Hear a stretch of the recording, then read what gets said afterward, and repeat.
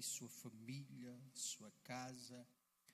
Deus continue abençoando o vosso ministério. Também, o pastor Marcos está ali atrás. Deus continue abençoando vossa vida, vosso ministério também. O Bispo Lameque falou que serão algumas noites esplêndidas, não é isso? Vamos aprender um pouquinho com mais uma noite esplêndida.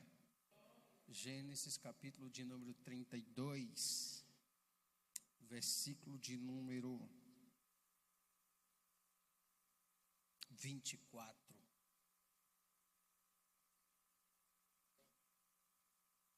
Quantos encontraram? Escrito está assim: e Jacó foi deixado só, e ali lutou com ele um homem até o romper do dia. Diga amém. Deus Todo-Poderoso havia feito uma promessa para Abraão, Isaque e também o dito Jacó. Nessa promessa, Jacó está inserido. Deus, em dado momento, chega a dizer à sua mãe e ao seu pai que o maior servirá o menor. Neste caso, Esaú serviria a Jacó. No decorrer do tempo, a esposa de Isaque engravida, e ali vem 2 filhos. Esses 2 filhos, Esaú é o primogênito e tem por direito de cultura boa parte da herança do pai. Jacó, mais novo, nasce agarrado no calcanhar do seu irmão. No desenrolar da história, a Bíblia vai dizer que Esaú vende a sua primogenitura por um prato de lentilha a Jacó. O texto vai dizer um pouco mais na frente que Isaque, já estando velho, seus olhos já não enxergavam com tanta clareza, sua visão já não era mais a mesma, não conseguia enxergar com tanta nitidez. Resolveu abençoar o filho mais velho, a Esaú. E a sua mãe, vendo isso, pede para que o seu filho mais novo, Jacó, vá atrás de um cabrito, porque o seu pai estará para liberar uma bênção sobre a vida de Esaú. E pediu que Esaú, como caçador, fosse atrás de uma caça, para que nesta caça que ele trouxesse, fizesse um guisado, e depois que ele se alimentasse deste guisado, ele resolvesse, ele abençoasse a vida de Esaú.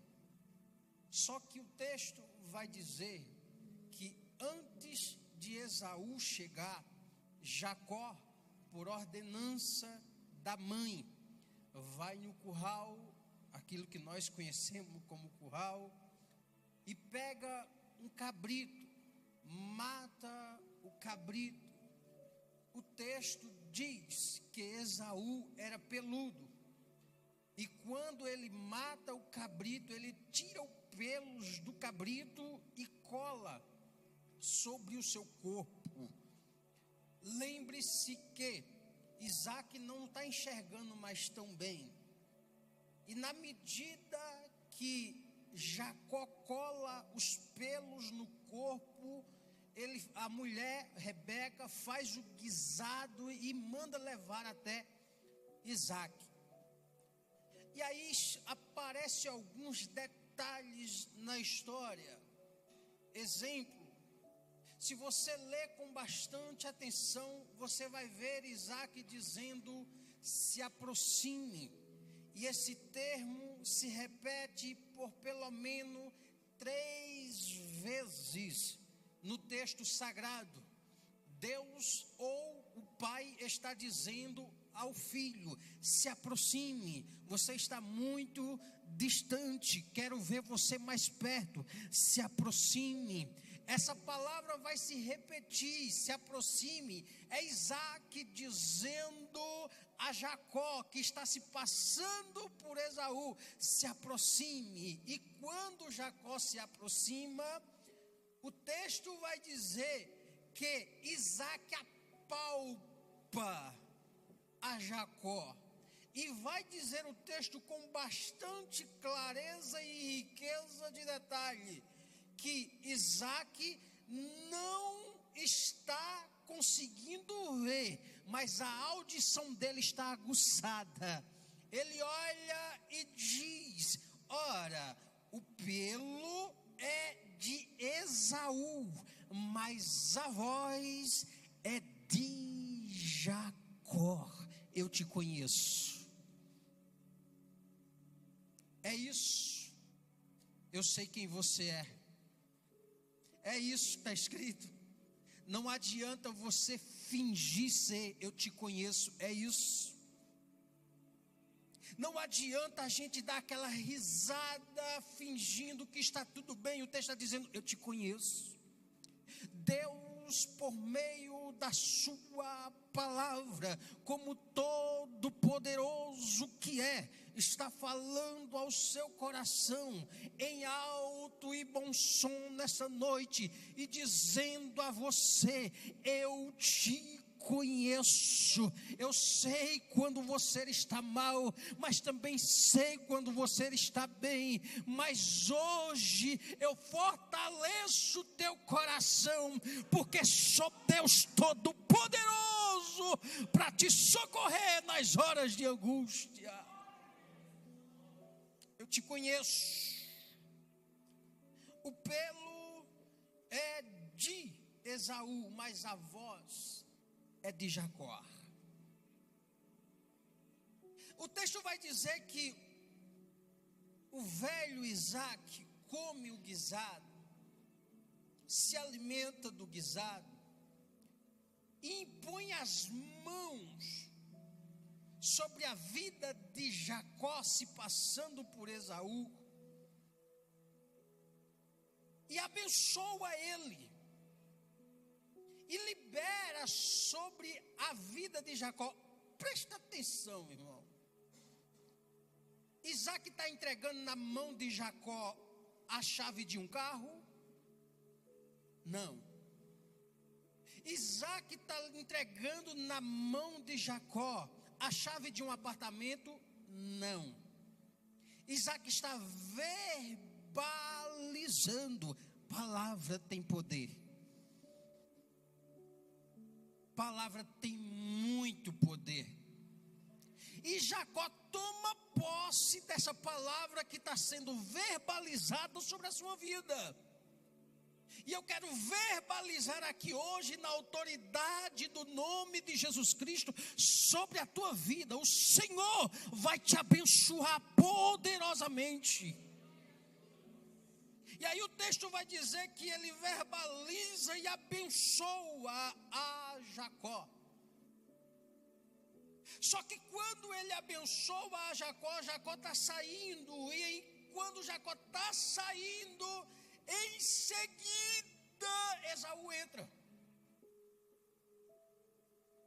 E quando Esaú entra, ele procura o pai e diz: pai, aqui está o guisado. O Senhor me pediu para procurar uma caça, matar, e está aqui o guisado. Isaac olha e diz: ora, quem foi que eu abençoei então? Foi Jacó. Aí o texto vai dizer, irmãos, que Esaú se ira. A carta aos Hebreus faz a revelação clara de Esaú, no capítulo de número 11. Ela chega a dizer que Esaú era um homem descompromissado com Deus. E no dia que Isaac abençoa Jacó, Esaú chora lágrimas de crocodilo, lágrimas fingidas. A carta aos Hebreus revela claramente quem era Esaú. Porque Esaú não dava nenhuma atenção à bênção de Deus liberada sobre a vida dele. Jacó, do contrário, não, tinha uma visão espiritual aguçada e percebeu que aquilo que Deus manda fazer e libera sobre a vida de alguém, ele dá de garra e segura. E aí, o texto vai dizer que Esaú se revolta. E a sua mãe, a mãe de ambos, procura a Jacó e diz a Jacó: vá embora, fuja, vá para uma terra distante, que seu irmão vai lhe matar. Enquanto seu pai estiver em vida, ele vai lhe preservar. No dia que seu pai fechar os olhos, ele vai lhe matar. Vai embora. Jacó pega tudo que tem naquele momento, e não é muita coisa, e vai embora. E depois de um dia de caminhada cansativo, lembre-se que o ambiente é sol escaldante, acima de 40 graus, o dia, e a noite abaixo de 0 grau, 2 extremos. Mas depois de uma caminhada de um dia, Jacó está cansado. Deita, dorme e sonha. Só crente consegue fazer isso. Debaixo de pressão, deitar, dormir e sonhar. Só crente debaixo de uma pressão. É o mundo apertando, você deita, dorme, Deus te dá um bom sono e você ainda consegue sonhar. É a pressão psicológica na mente apertando, e Jacó deita e dorme e sonha. E aí o texto vai dizer que ele dá continuidade na sua caminhada, e com o passar do tempo ele acaba encontrando a sua família, a sua esposa, e tem alguns filhos. E cerca de 32 anos mais tarde, quantos anos, irmãos? Cerca de quantos anos, irmãos? 32 anos mais tarde, é aqui onde a gente leu agora. Cerca de 32 anos mais tarde, Jacó está voltando para casa. Já com filhos, resolve voltar para casa. E nesse processo de voltar para casa, Jacó sabe, a sua consciência pesa. A sua consciência lhe acusa, dizendo que ele enganou ao seu irmão. E ele precisa voltar para pedir perdão ao seu irmão. Nessa volta de Jacó, o texto vai dizer que ele pega os seus filhos, a sua esposa, e passa a margem do rio. Aquilo que normalmente nós chamamos de Val de Jaboque, que algum conhece como vale, mas o Val de Jaboque quer dizer lugar raso no rio. Ele procura naquele rio uma passagemzinha aonde dê para todos passar. E ele vai colocando tudo quanto tem. E lembre-se que Jacó agora está voltando rico, voltando para casa rico. E vai passando esposa, vai passando filho, vai passando todos os seus bens e pertences. E aí o texto vai dizer: Jacó, porém, ficou só. Às vezes é necessário nós ficarmos só alguns momentos para começarmos a refletir algumas coisas em nossas vidas. Esse excesso de muita gente ao redor, às vezes não nos permite refletir em algumas coisas. Esse excesso de muita gente ao nosso redor nos cercando é bom, é bênção. Mas tem hora que a gente precisa se distanciar e ficar sozinho e começar a colocar algumas coisas em ordem. Jacó fica só que aqui é rico em detalhe e é glorioso. Por quê? Porque quando o texto vai dizer que Jacó ficou só, vírgula, aí diz o texto: e lutou Jacó com o homem até o dia amanhecer. E é nesse processo que quando você acha e imagina que está só, Deus aparece. Aqui, nesse texto que nós lemos, esse homem que aparece aqui é o próprio Deus. Não tenho nenhum pintimento de frisar e de dizer, sabe por quê? Porque se você olhar para o versículo de número 28, você vai ver claramente Deus é quem desce no ambiente aonde Jacó está. O Todo-Poderoso é quem desce aonde Jacó está.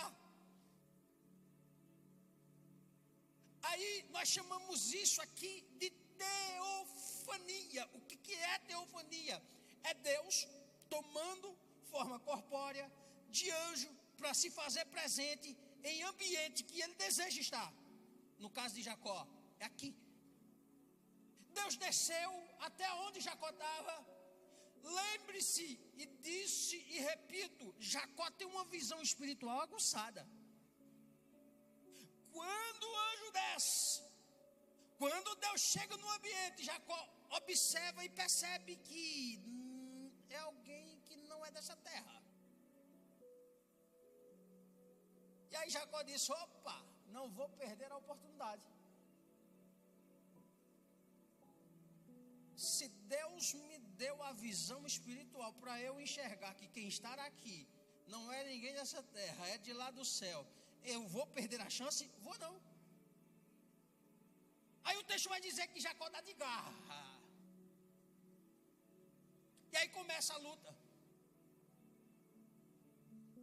Começa essa luta, braçal. E dura a noite inteira. Ao romper da aurora, 6 horas, aproximadamente entre 4, 5, 6 da manhã, Deus começa a dizer, através da boca do anjo aqui: me solta. E Jacó: não solta.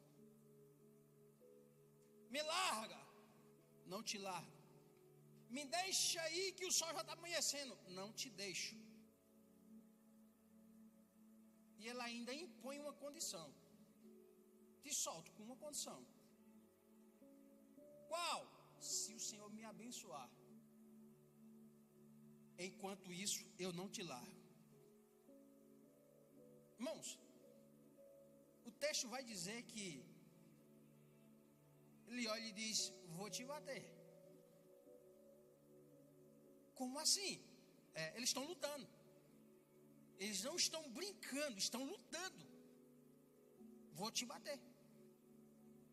Senhor, vai doer, mas eu não te solto. Vou te bater, Jacó, vou te arrebentar no meio. Vai doer, Deus, mas eu não te largo. Senhor, se o Senhor quiser bater, pode bater. Vai doer muito, mas eu não te largo. Você já parou para pensar porque algumas vezes nós estamos apanhando? E nós atribuímos, nós não, né? Às vezes muita gente tem um hábito de atribuir tudo ao diabo. que às vezes é Deus nos ensinando. Tem algumas feridas que Deus faz na gente. Eu estou sentindo a presença dEle. Que é para nos marcar. O texto vai dizer que Deus toca na ruptura da coxa de Jacó. É um toquezinho de leve, o Todo-Poderoso só dá um toquezinho de leve na ruptura, e o tendão da coxa de Jacó atrofia, machuca, dói, mas Jacó disse: eu não te largo. Está doendo, mas eu não te largo. Está machucando, mas eu não te deixo. Está doendo muito, mas eu não abro mão de te servir. Está doendo muito, mas eu não abro mão de te adorar. Está doendo muito, mas eu não abro mão de bendizer o teu nome. Aleluia, glória a Deus. Glória a Deus. Feridas que Deus faz, que nos fortalece. Deus às vezes nos faz algumas feridas. O apóstolo Paulo diz: eu trago sobre o meu corpo a marca do Evangelho de Jesus. Quem serve a Deus tem que ser marcado, irmão. Quem serve a Deus é marcado pelo Todo-Poderoso. Ele não te perde de vista, e nem para desviar mais você presta, porque Ele já te marcou com o selo do Espírito Santo.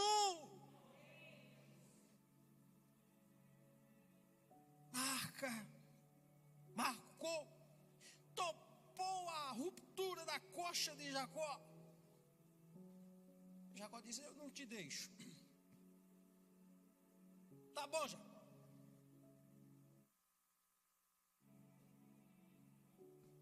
Tu quer ser abençoado? Tá ok. Olha como é tão confrontador, irmão. Jacó começou se passando por quem? Por quem? Jacó começou se passando por quem? Amém. Por Esaú. Olha o confronto de Deus agora com Jacó. Tá bom, tá ok. Como é teu nome? Aí a mente de Jacó: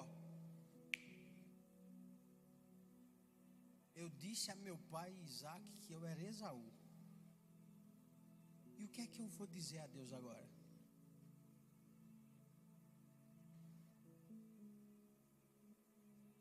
A mente de Jacó dá um estalo e faz ele voltar 32 anos atrás, no momento que ele está enganando o seu pai. E agora ele está diante de Deus, e o próprio Deus está perguntando: qual é o teu nome? Porque para Isaac tu disse que era Esaú, e para mim tu vai dizer que tu é quem?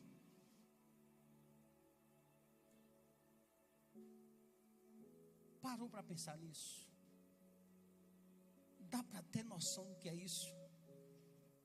Deus está dizendo a Jacó: para teu pai deu certo, para mim não dá, porque os meus olhos tudo vê, tudo enxerga, e eu não perdo você de vista. Imagina Jacó agora para responder: se eu disser que eu sou Esaú vai dar ruim, ele me conhece. Aí Jacó para e olha e diz: não vou cometer o mesmo erro.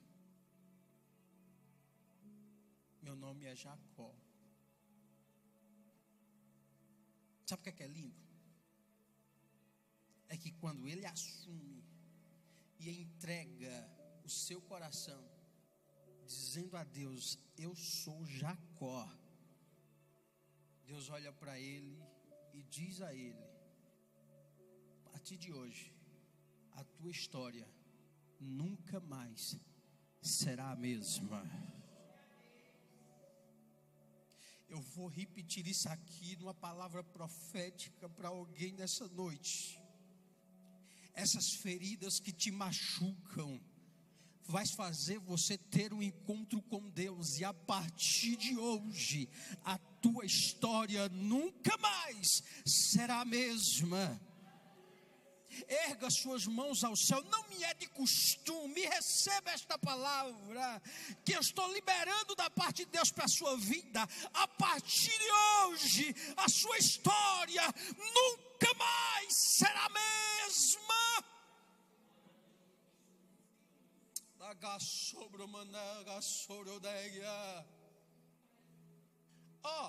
Presta atenção para eu partir para concluir.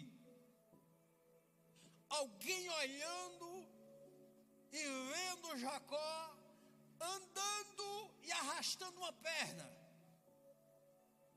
Porque o texto vai dizer claramente que depois daquele dia Jacó nunca mais foi o mesmo. Alguém olhando e dizendo: que foi isso aí? Como é que é esse negócio aí? O que foi que houve, Jacó? Está arrastando uma perna, rapaz? O que foi que houve? E aí quem tem experiência com Deus vai dizer: naquela noite eu fui marcado, e eu não esqueço mais aquela noite, porque eu ouvi a voz do Todo-Poderoso falar ao meu coração, e Ele me marcou, e eu não posso mais deixá-lo. Essa luta acontece.